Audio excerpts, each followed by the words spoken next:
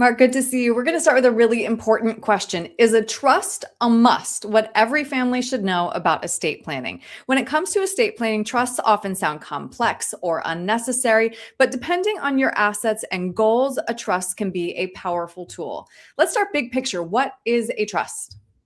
Well, thank you so much, Erin. And when you think about estate planning, it's a threat to our retirement, and we want to make sure that we take care of this. And unfortunately, many people don't even have a will or a power of attorney. But when we're talking about a trust is like a box. And think of it, we create this box, and what we want to do is put things inside the box. The reason we want them inside that box is ultimately to avoid probate. So what happens is we become the owner of that box. We become the trustee, the trustor, and ultimately the beneficiaries. And then we can pass that on to our kids. And the main idea behind it is to avoid probate. That's why we create a trust. Great. Okay. And we're going to get more into probate in a second. I do want to ask first, though, when does a trust make sense and who might be better off without one? Well, it's interesting because some people would say everybody should have a trust. Yeah. And logically, you could come to that conclusion because most people don't want to have their kids or their beneficiaries go through probate. But we have to remember that a lot of people think trusts are super expensive, and really they're not. It just depends on what type of trust planning you're doing and what type of an estate planning attorney you're dealing with. Because again, you have to go to an estate planning attorney to do this. It's the practice of law. But I think you really have to look at it. But I will tell you, there are other ways to avoid probate where you don't have to create a trust. Mm-hmm.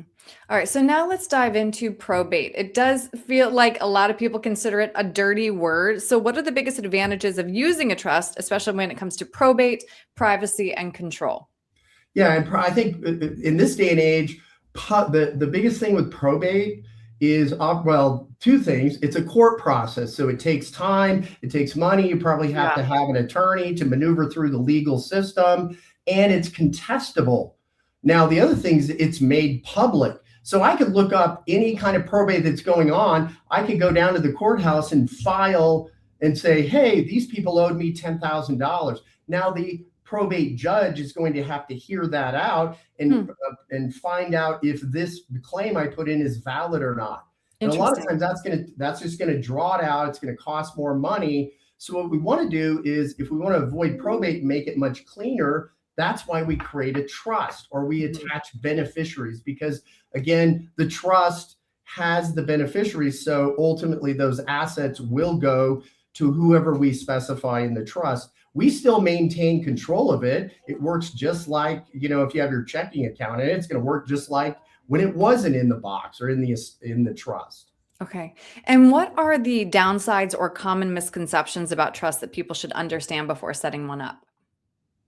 Yeah, I think the biggest thing that people are afraid to look at these things, or they don't want to create them, is really they think it's cost prohibitive. And if you really think about it, I mean, your probate could cost more than just setting up the trust. Now, really, trusts aren't that expensive, especially simple trusts, where most people don't need something elaborate. But you have to remember, you're doing this to avoid probate. On top of that, you have to remember you may have some beneficiaries that are spendthrifts. They're not good with money, so you have control of how they receive that money. Essentially, you can manage that money from the grave and put handcuffs on it.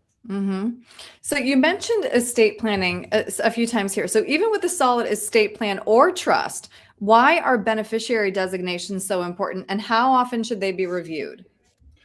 So whether we have a trust because here's the point, you either have a trust or you're going to have to attach beneficiaries to all of your assets or most of your assets if you want to avoid probate. That means retirement accounts, insurance, bank accounts, brokerage accounts, your house, like you can attach a beneficiary's deed, but it is super important. And if we're looking at those beneficiaries, they need to be updated at least, I think, every 3 to 5 years. A lot of attorneys might say every 2 years. Those documents should be reviewed and updated. Well, again, this is a really important component when it comes to protecting your assets, your retirement assets, and, ensuring your family legacy, like you mentioned. So, Mark, if somebody would like to sit down with you and talk through whether or not they need a trust, what's the best way to reach you? Yeah, so our phone number is 303-681-0113. They can give us a call. Anybody on our team can help address any of these questions. We do have a number of attorney affiliations that we can refer you to. And also you can go to our website. There's a wealth of resources there, McGregorWealth.com. There's also a calendar link that you can link up your calendar to mine. Great. Mark, thank you so much for your time today. I appreciate it. All right. Thank you, Erin.